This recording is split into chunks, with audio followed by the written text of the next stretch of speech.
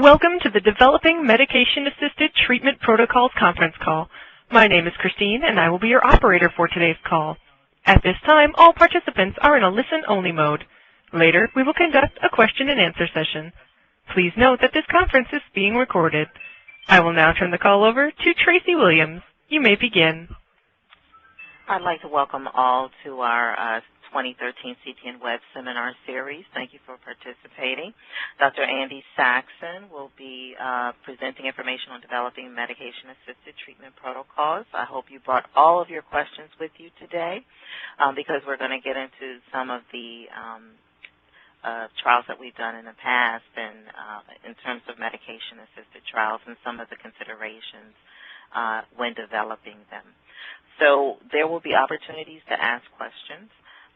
Please use your dashboard, the Q&A feature, to also type your questions there. I'll go to that first and address questions there, and then we'll move on to opening the lines. I'm going to ask Dr. Saxon to tell us a few things about him and his background with the CTN, and then we'll get started. So, Dr. Saxon, I turn over to you. Okay, good morning or good afternoon, everyone, depending on what time zone you're in. It's certainly a pleasure to be speaking with you today. My background is I'm an addiction psychiatrist working at the VA Medical Center in Seattle and at the University of Washington in Seattle, and I've been with the CTN nearly from its inception with the second wave of sites that were funded, so since about the year 2000. I'm going to launch right into the material, and you will see as we go through the presentation that designing a medication-assisted treatment protocol really involves solving a series of puzzles, and oftentimes there's no obvious answer, so at the end of the presentation, you'll be confronted with a series of conundrums that we can all ponder together and probably very few answers. I do hope to use some of the studies that we have done in the CTN already or are planning to do as illustrative examples of some of the issues that come up, and also talk about regulatory points. And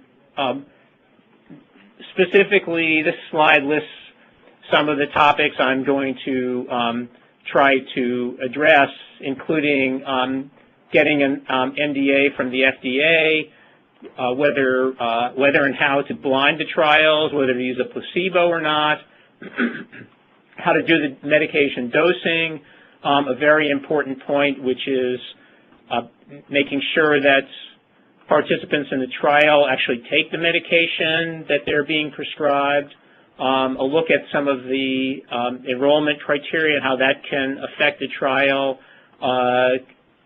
combining a behavioral platform with the medication and safety monitoring.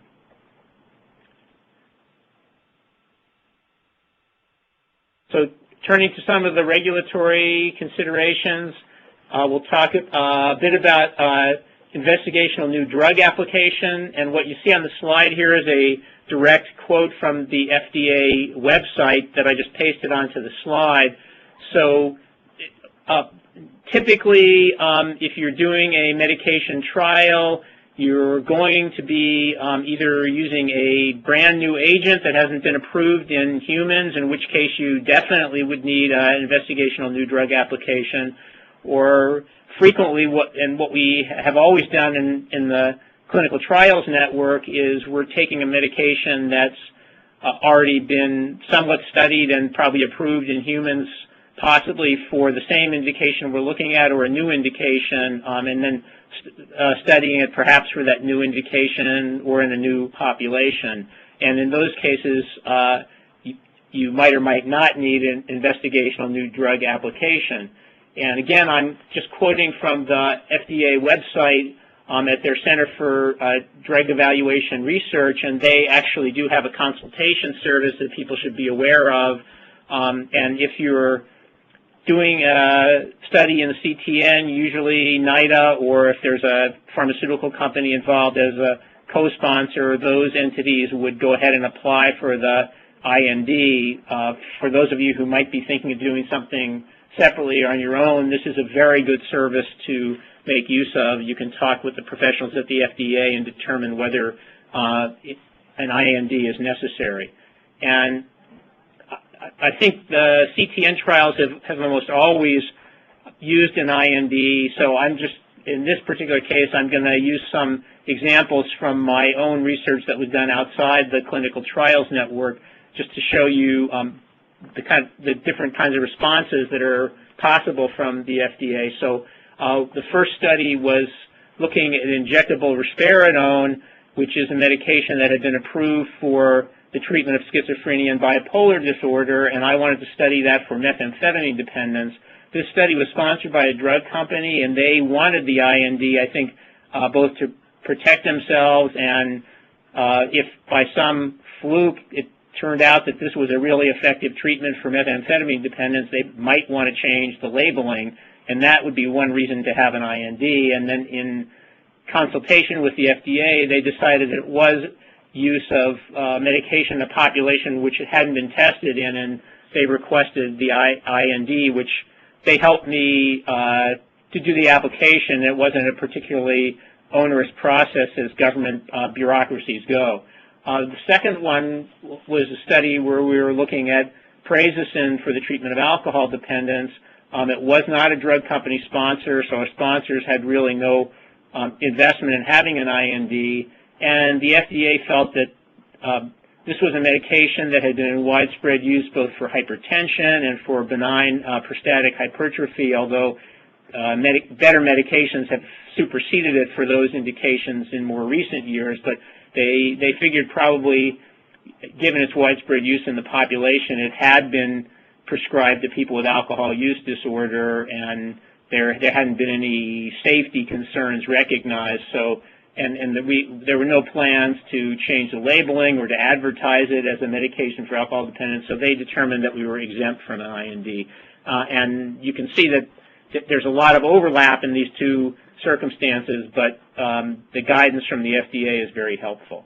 Then, just in terms of regulatory components, I just want to make a couple other comments that if you're doing studies with controlled substances, which have been very common in the CTN, primarily with studying buprenorphine, but also methylphenidate, the appropriate licensure from the Drug Enforcement Administration has to be obtained both for the prescribers and for the clinics or sites that are dispensing the medication. And that's federal, and there also is licensure necessary that's specific to each state, so you have to find out what is necessary in your own state and make sure all those components are in place before you start the study. We're going to move on to blinding and placebo strategies. And for some reason, oh, there we go. I just need to be more forceful with my control of the slides. So this cartoon sort of illustrates some of the theory and points behind blinding and placebo. So in the left-hand side, you've got the patient in bed. The patient is being administered a pharmacologic agent unbeknownst to the patient, without any ceremony surrounding the administration. It's being done by a machine. On the right-hand side, you've got a doctor in a white coat starting the IV and talking to the patient and saying something about the medication, and that sets up a lot of expectancies. In a moment, I'll show you some of the neurobiology related to these expectancies that can occur with the placebo effect. And so when we're thinking about designing medication-assisted trials, we have to, if we want to understand what our findings mean, we have to take these expectancies into account. So it's possible to do an open-label trial where nothing's blinded and there's there wouldn't be a placebo control, and the person knows what the participant knows what medication he or she is getting, and the staff also know, and it can have some advantages. particularly for pilot studies where there isn't a lot of experience using the medication, maybe for that disorder or in that population, and for addiction studies, often medications haven't been used in our populations. So you can gain a lot of information about how acceptable the medication is to the patients and whatever safety issues might come up, and if different doses are being tried, something about dose effects. And certainly it's a more real-world situation. In the real world, people take medications and they don't think they might be taking a placebo. And for some medications, expectancies are a component of the efficacy. I list one example, disulfiram or Antabuse, primarily used for alcohol use disorder, and a big aspect of the way this medication works is that patients are worried they might get sick if they consume alcohol, so they really need to know that they are on the medication. And if you were trying to do a placebo-controlled trial with something like disulfiram, it's not going to be the way people would be receiving it in the real world, because they might be guessing about whether they're getting placebo or not and testing it. And then using a placebo or a double-blind design really adds to the complexity and cost of a trial, so that can be an advantage to doing an open label. Blinding has a lot of advantages in terms of accounting for the expectancy effects. So if people don't know what they're getting and the staff doesn't know what the participants are getting, it can remove some of that expectancy, or at least if you're using a placebo, you can parcel out in the analysis how much of the effect is from placebo when you see a separation between placebo and active medication in your data. There are also choices between a double blind and a single blind. Typically, when you're going to go ahead with the blinding, it would be a double blind, but single blind is possible, and sometimes studies use a single blind run-in phase where the staff knows this is a placebo that the participants are getting, and they might get that for a week or two, and then the people who respond to the placebo are eliminated from randomization into the main trial, and that's a strategy to try and eliminate some of the placebo response you might see in the main trial. We're going to move into briefly looking at what some of the neurophysiology and neuropharmacology might be of the placebo effect. So you see the brain here, and a placebo is administered, and we have very good evidence from imaging studies that placebo does involve action in the endogenous opioid system, where there's some mobilization of endogenous opioids that have a number of effects, as illustrated here. They would tend to decrease pain sensation, decrease the respiratory rate, change hormonal output from the pituitary gland that could affect our stress hormones, as shown by the adrenal glands being affected, and could affect the heart rate. So all of these kinds of effects have been observed with placebo, and although not shown on the slide, placebos can also activate the dopamine system, which, as most of you know, has impacts on brain reward and reinforcement. So people can have the expectation they're taking a pill that's going to make them feel good or feel better, and actually dopamine does get released, and that does make them feel better even when it's merely a placebo. And just to amplify that, these are brain images that were done using positron emission tomography and looking at metabolism in different areas of the brain. And what they did in this study, this was a depression treatment study, and people got either the SSRI antidepressant fluoxetine, brand name Prozac, or they got placebo, and they imaged people 1 week after initiation of treatment and then 6 weeks after initiation of treatment. And the red indicates areas of the brain where metabolism is increasing. Blue indicates areas where metabolism is decreasing. And you can see that in the non-responders, week 1 and week 6, and these are people who got the active medication, there just wasn't much change in brain metabolism. Then if you move to the middle panel and right-hand panel, which compares the placebo responders and the fluoxetine responders, I'm not, for our purposes, we don't need to go into exactly which areas of the brain change their metabolism, but you can see that both change and there's a lot of similarities. So this just goes, again, to show that placebos are really having a profound neurobiologic effect, and so we need to be aware of that when designing a medication trial. Then we have a choice in terms of using an inert placebo versus some sort of active comparator.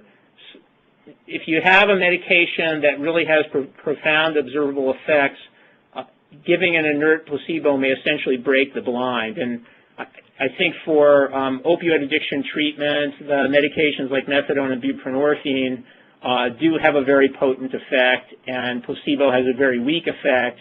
And usually patients and staff can tell in those situations a placebo versus active medication. So a placebo-controlled design to study those medications doesn't necessarily work well, and that's just one example. But an active placebo is possible, maybe where you're giving some other substance that has observable effects, but not the effects of the medication that you really are testing. And one example that I saw in a presentation recently, which wasn't done in the CTN, but this was a study of actually a psychedelic drug, psilocybin, to look at the effects in normal people and how that changed their experience of life afterwards. And the active comparator in that situation was methylphenidate, which is a medication that doesn't have any psychedelic effects, but certainly has psychoactive effects. And they could separate the effects of those two, but it wasn't quite as obvious to staff or the participants whether they were getting a placebo or not. And then if there's already an approved medication for the indication, sometimes a head-to-head comparison is more informative than a placebo-controlled design, and that is pretty much the way buprenorphine was developed in the 1990s and early 2000s. Typically, we had a gold standard treatment, which was methadone, and so it was more important to compare buprenorphine to methadone than to compare it to a placebo. Let's get into some examples that illustrate some of these points.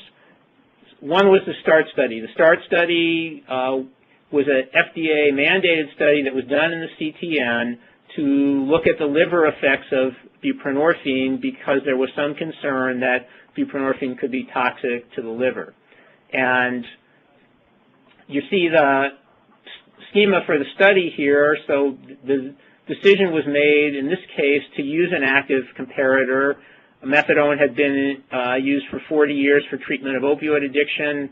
It was not known to have any toxic effects to the liver, but it made a good comparison rather than placebo. There was also a decision to, although it was a randomized study, to do it open label, not to blind it in any way, with the feeling that effects on the liver were very unlikely to be affected by expectancies, and that really participants and staff wouldn't have any expectancies about what buprenorphine or methadone would do to the liver.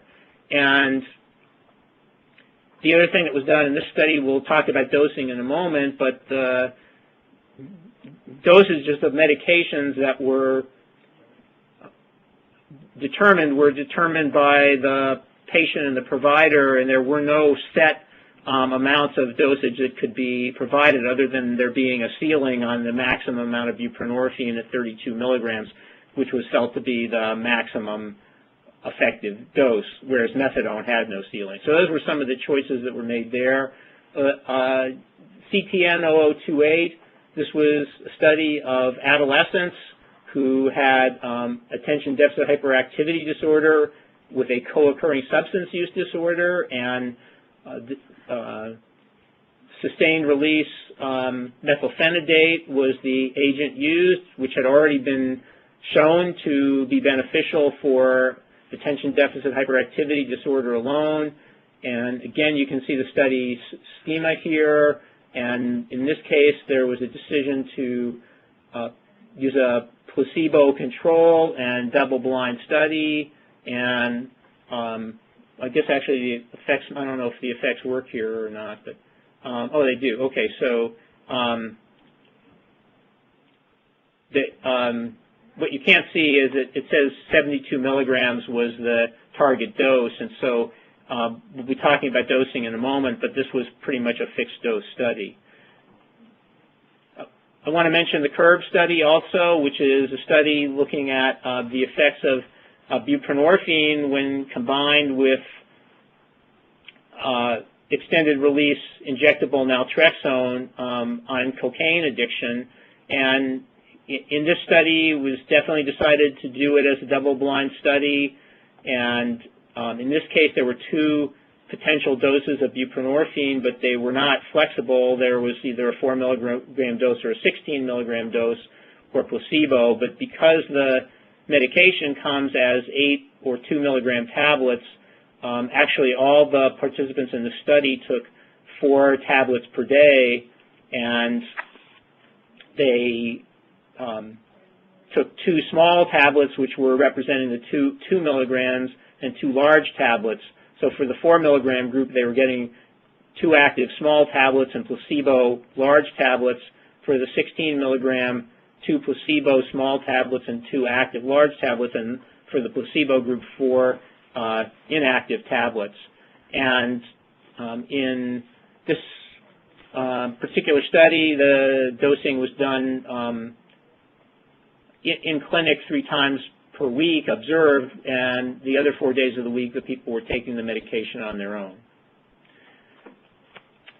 Let's talk about dosing for a moment. Many studies use fixed dosing, and we saw that in the OROS-Methylphenidate study and to some extent in the CURB study, although there were 2 potential doses for the CURB study, but people were locked into one of those 2 doses and there was no choice there. And that's a very typical strategy, and it has the advantage of requiring less physician time because what the physicians or prescriber is doing is really checking on safety, but there's no opportunity to alter the dose, except in both of those studies there was a potential if side effects were severe to lower the dose, but you couldn't raise the dose any higher. And the disadvantage there is you might miss the optimum dose. If people are, the fixed dose you've chosen just happens to be inadequate, people might be underdosed.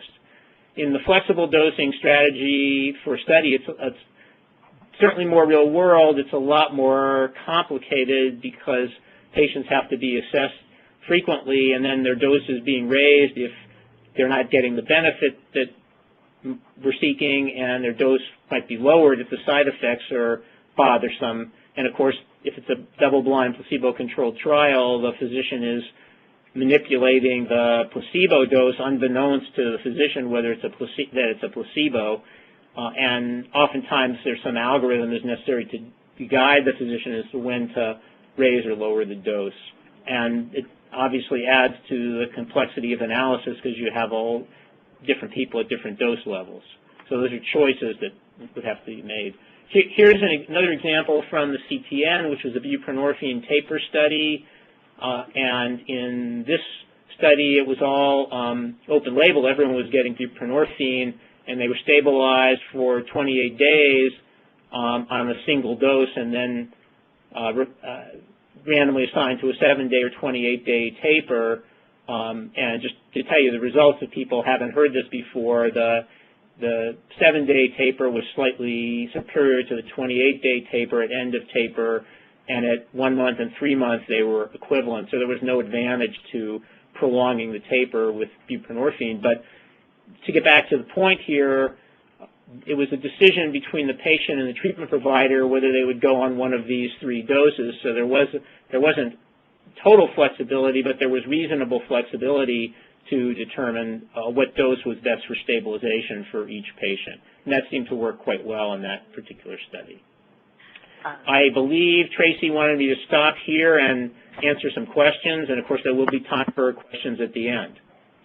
Great. We didn't have anything in the Q&A, Andy, okay. But we did want to open the lines. Okay. Christine, if you could open the lines and give instructions to participants. For those who are listening, if you did have questions for Dr. Saxon, or even comments about some of these studies, because some of you may have worked directly with them.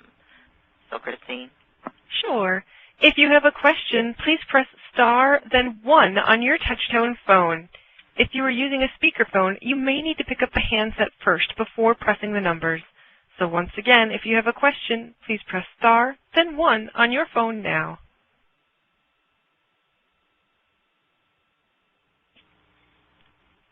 Okay, we have no questions at this time. Okay. We'll proceed, and so the challenge to all of you is to come up with some very difficult questions for me in the next 15 minutes that you can ask me at about 9:45 of the hour. Adherence, as I already alluded to, is very important, and I know that NIDA feels this is very important. If we try and do a medication-assisted treatment study and the participants are not actually taking the medication, we have spent a lot of resources and come up with nothing because we don't know what the effect, if someone doesn't take the medication, it can't have any effect.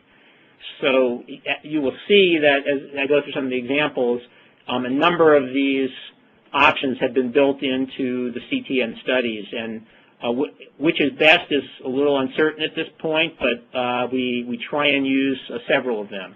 So one is observed dosing, and that is exactly what happened in both the START study and the CURB studies. The START study was a study of, as I mentioned, the effects of these medications on the liver, and it would be really hard to say anything about what they do to the liver if the patients are not taking the medications.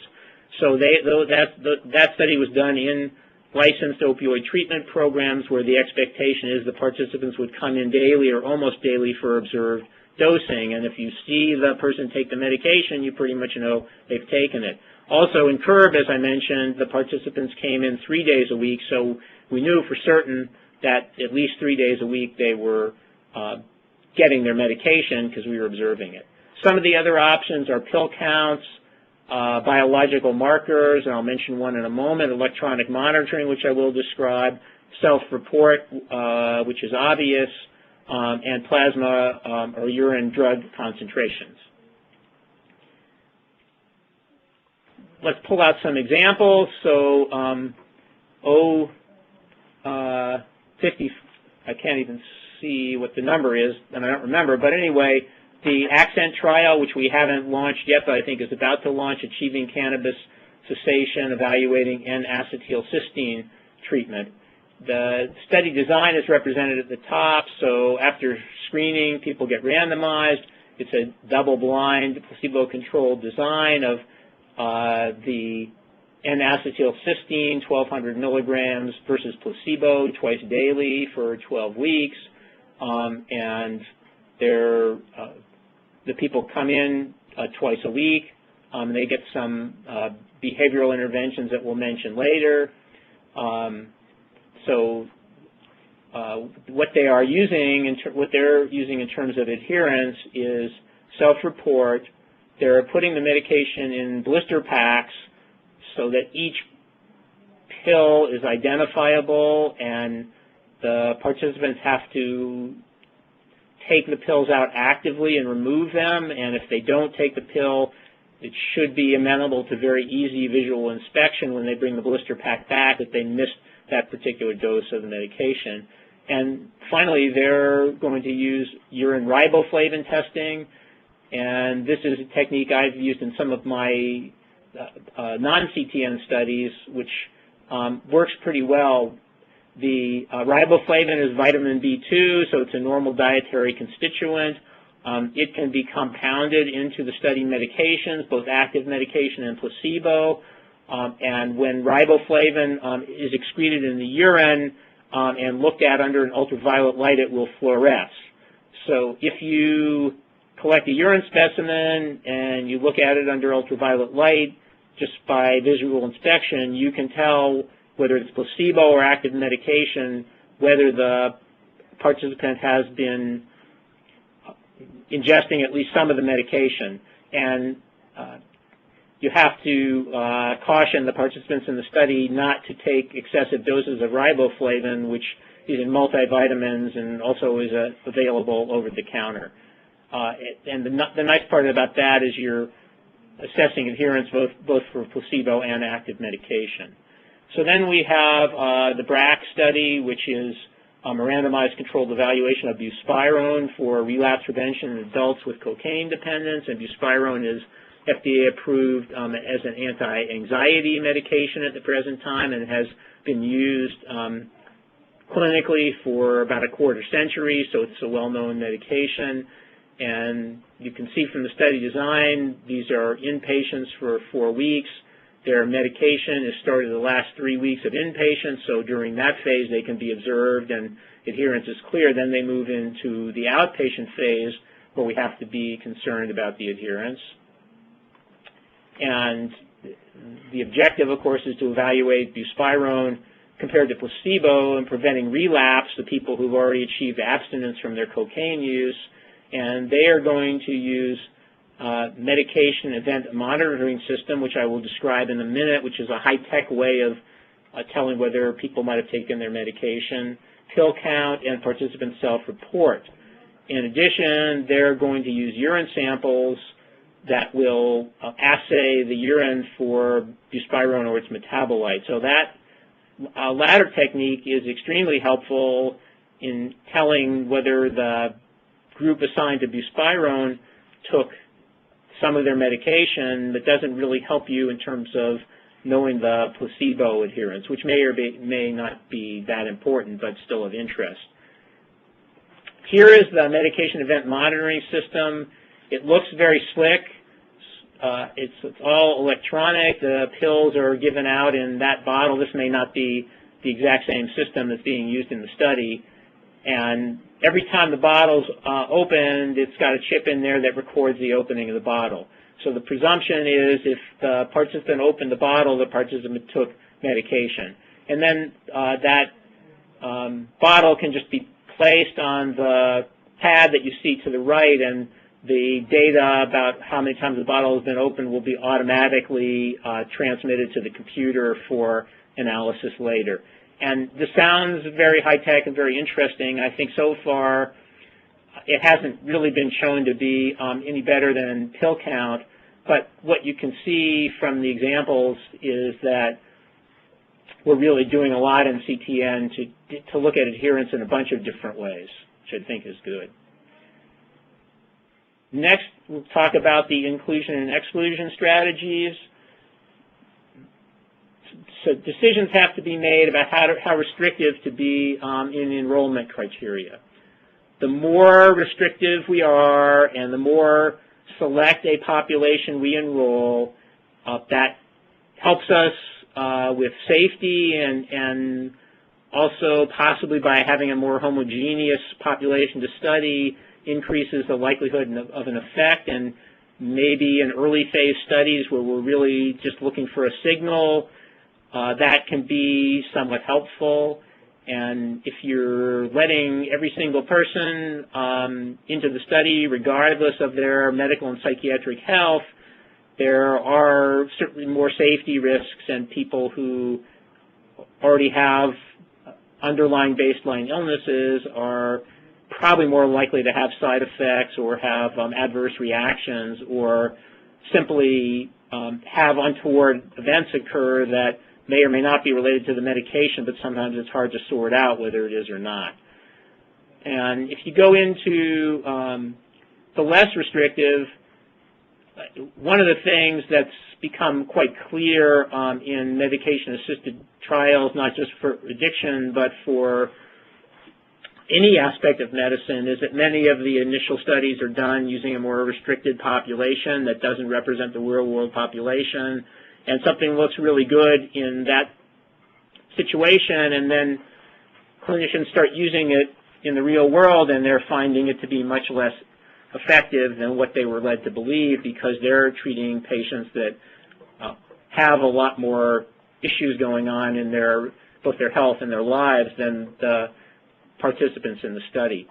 So that's an important consideration, and the less restrictive will increase the generalizability of your findings, while potentially sacrificing safety and making the tracking of the participants potentially more difficult. Let's just mention START as an example. I already talked to you about that study. It's a study of looking at the liver effects of buprenorphine versus methadone. ALT and AST are liver enzymes that were some of the outcome measures that we were studying, and when the liver gets injured, it releases those enzymes into the bloodstream where they can be measured. If the values are high, it indicates some liver injury, and in this case, we excluded anyone who came in with baseline values of these liver enzymes more than 5 times the upper limit of normal. That was done with an eye towards safety. The suggestion would be these are people who already have liver disease. We don't want to take a chance on giving them anything that might make their liver worse. And the trade-off, of course, is the people with a lot of pre-existing or more severe pre-existing liver disease didn't get into the study, and so we can't really say anything about what the medications might do to the livers of people who have serious liver disease to begin with. I should say, for those of you who don't know, there wasn't any finding that either of these medications was toxic to the liver in the population that we studied. And also was eliminated people with acute psychosis, severe depression, or imminent suicide risk, which kind of makes sense. Those people would be very hard to manage, but it does compress the population we're studying a bit. And then because a lot of blood draws were required for this study, people who didn't have good veins were excluded. And typically the people who didn't have good veins would be the sicker population who've used more drugs during their lifetime and possibly older. And so again, we can't really say what the liver effects might be in some of the sicker people, but those were trade-offs that were decided upon. And going back to talk about the BRAC study, their exclusions are a medical or psychiatric condition that would make participation unsafe or make treatment compliance difficult, and they mention some of the specific exclusions such as AIDS, and in their case, they're excluding people with liver function tests greater than 3 times the upper limit of normal, so it's even to some extent a more rarefied sample, but again, that's a safety trade-off, or people who have kidney disease. Also, they were excluding anyone who has a psychiatric disorder requiring continued treatment with a psychotropic medication. Now, many patients with cocaine use disorder, as all of you know, have co-occurring psychiatric disorders, so we're only looking, the study's only going to be able to say something about one segment of the cocaine using population that we might be interested in treating in the real world. But I also understand why it would complicate matters to have patients on a lot of other psych meds while we're trying to use this anti-anxiety medication to look at its effect on cocaine. And again, this was considered more of a pilot study, so it's probably okay.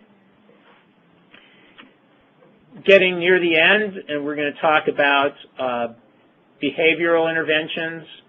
I think we all know that generally medications are not expected to be fully efficacious for substance use disorders on their own, and I think we could probably extend that to include most psychiatric disorders and probably all chronic diseases.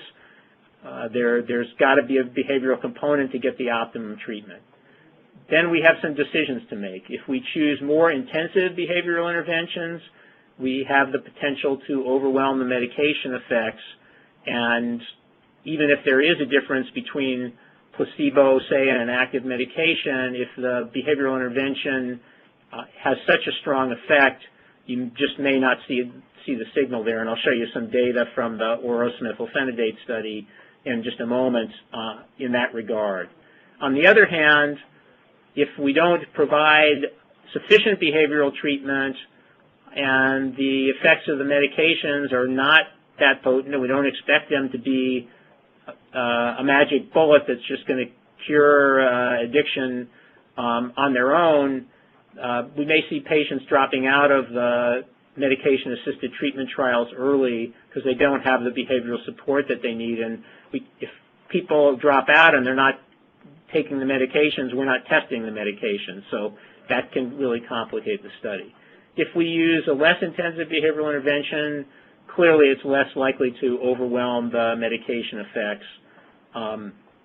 But we have this risk that it may not be enough to keep people around. And again, some examples. So the Buprenorphine Taper study and the START study was just counseling as usual, which is not a hugely intensive behavioral intervention. But on the other hand, the medications for opioid addiction do have a very large effect and are very robust in terms of treatment. And although the medications themselves don't hold participants in treatment as much as we'd like, they do a pretty good job. So in that setting, that made sense. For the OROS-Methylphenidate study, treating co-occurring ADHD and SUD, cognitive behavioral therapy was used, and as I'll show you in a moment, that was highly efficacious. And for the Accent study, which is the N-Acetylcysteine for cannabis that we described earlier, they're using both compliance enhancement and contingency management, and those are both pretty potent behavioral interventions, and we'll see how things play out, but there is a risk there of overwhelming any medication effects that could be seen, although the behavioral trials that have been done for cannabis so far, they're motivational interventions and CBT are very modestly helpful, but not great. So I can understand why the designers of the study wanted to use some pretty potent behavioral interventions to keep people around. So we'll see how that turns out, and definitely learn something from the findings from that study. Andy, we did have a question in the Q&A. Okay. Ed Weiss wanted to ask if you could speak on socioethnic factors affecting MAT trials. I can try. I'll be stumbling a bit because I don't know a huge amount about that. And I think what we do know that different racial and ethnic groups don't have the same treatment outcomes as the majority Caucasian group in the U.S. We know that sometimes there is even a different response to medication, which probably is mostly biologically and genetically based, although it could be culturally based as well. And I can say people may not have seen the data, but you'll probably be hearing about it soon. We did find it is a finding that is going to have to be replicated, but we found a genetic finding in the START study that showed that African Americans, depending on a mutation that they might have in the gene that codes for the delta opioid receptor, have a differential response to buprenorphine versus methadone. That was found only in African Americans. So the question is really important, and I'm not an expert in it, and I think the field has to do a lot more to understand that. At this point, the ideal thing to do would be to, for most of these trials, try and include a broad spectrum of the population so that we have representatives from from a diverse components of our population, and if we have enough sample size, we can look at the differential effects on different groups. And I know what we're hoping to do with the genetic findings from START is to do follow-up studies specifically only in African Americans. So Ed, I don't know if that answers your question. It probably raises more questions than it answers, but it's a really good point for discussion. So I'm going to go on and just finish up, and then we will have some time for discussion. In the OROS-Methylphenidate study, what you're seeing here is data on the severity of attention deficit hyperactivity disorder. We know that methylphenidate works very well compared to placebo for that condition in youngsters who don't have a substance use disorder. But in this particular study, everyone got quite a bit better, and the explanation is that cognitive behavioral therapy worked really, really well for this population that had the co-occurring disorders, and if there was any medication effect, it wasn't potent enough to break through the effects of the cognitive behavioral therapy. And I know Dr. Riggs is going on to do some implementation work with the cognitive behavioral approach that was used in this study for adolescents with substance use disorder and a co-occurring psychiatric disorder, and that's looking very promising. But it looks like, in this case, the behavioral treatment really won out. Safety monitoring.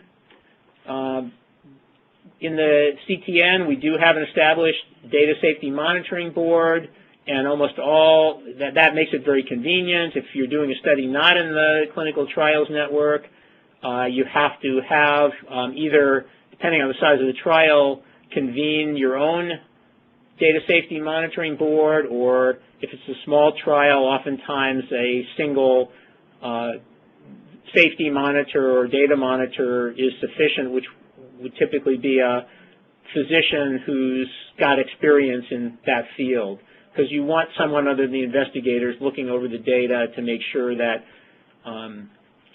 that there aren't any serious adverse effects or problematic adverse effects that would suggest that maybe the medication you're using for that condition really has too many safety issues, and at times trials can be stopped if prominent safety issues arise. There has to be a plan to assess adverse events and serious adverse events, and for those of you who don't know, serious adverse events have a very specific definition, which I won't go over in complete detail because people can look it up, but it's basically events that are life-threatening, do lead to death, lead to or prolong a hospitalization, or lead to a congenital anomaly following pregnancy. So how to evaluate those and which ones to evaluate, we almost always do a thorough evaluation of the serious adverse events and try and determine whether they're study-related or not. But sometimes we're finding that trying to tabulate every adverse event, which has been done in historically in many medication-assisted treatment trials, ends up tabulating every time someone gets a sniffle or every time they stub their toe, and you end up with a morass of data that's pretty meaningless. So some thoughtful planning with that can be helpful. Sometimes laboratory monitoring is necessary just to make sure that we don't have any liver toxicity or blood toxicity, and occasionally cardiac monitoring should be considered. That was done in the CURB study because there was some concern about buprenorphine having effect on the conduction system in the heart, and we did not want to enroll people who might be at risk for that, and that we didn't really see much of a problem, but that is something to consider. So we are reaching the end. I think the point is that a lot of decisions have to be made, and there's no clear-cut answer all the time. One of the nice things about the Clinical Trials Network is we have always have a group of very expert people discussing the issues, and oftentimes we can't come to a firm conclusion, but ultimately we have to get a protocol written, and we'll continue to look at the results and learn more as we proceed. And I think now is definitely time for any other questions, and we've got 9 minutes, so please let fly. And there's a couple other slides, Tracy, so do you want me to put those up? Or Nope. We're going to go straight to Q&A. Okay. So I do have a question from Steve Sparenborg at NIDA. Earlier you referred to the placebo effect in connection with flexible dosing schemes. Could you speak more on the placebo effect in this case, please? Yeah, so, well, okay. Yeah, so I don't think the placebo effect would be particularly different. So the scenario would be that people are randomly assigned to active medication or placebo. It's a double-blind study, and all I was saying, if we're doing flexible dosing, so say we're bringing the participants in every week, and we're saying, let's say just theoretically it's a cocaine use disorder study, and we're trying to stop their cocaine use. So you're on X dose of medication, or you're taking 2 pills now. How was your cocaine use last week? Well, gee, it wasn't as bad as usual. I only used cocaine 6 days last week instead of 7.